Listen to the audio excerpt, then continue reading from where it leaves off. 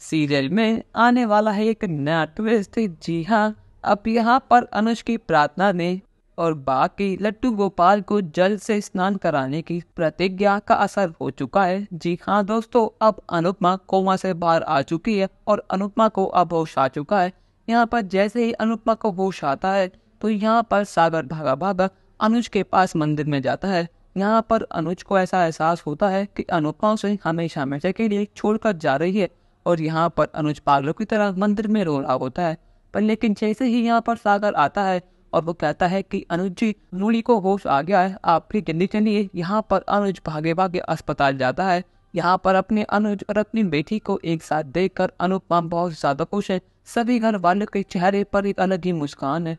आज सबने साबित कर दिया कि वो चाहे अनुपमा से कितनी नफरत करे, पर लेकिन असल में उनके दिल में अनुपमा के लिए प्यार ही है। क्योंकि आज जब अनुपमा की जान पर बनाई तो सब एक हो गई। यहाँ पर भाभी जो अनुपमा को अपना दुश्मन कहती थी उसके लिए प्रार्थना कर रही थी।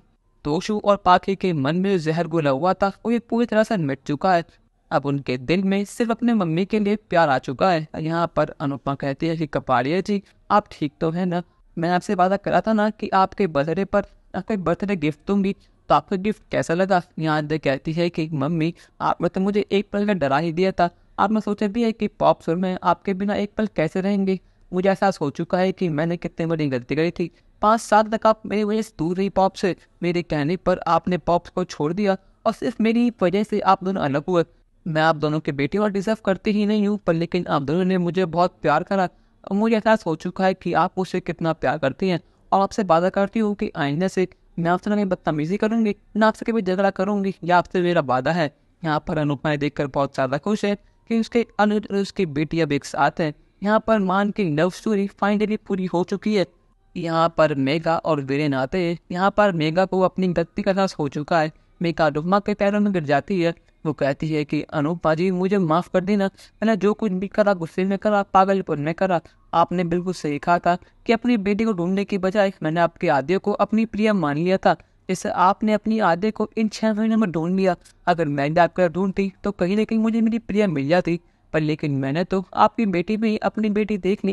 ये सबसे बड़ी भूल थी मेरी और मैंने अपने पागलपन को प्यार का नाम दिया। इसकी वजह से आज गुस्से में आके मैंने इतना बड़ा कदम उठाया, पर लेकिन मुझे अपनी गलती के एहसास है।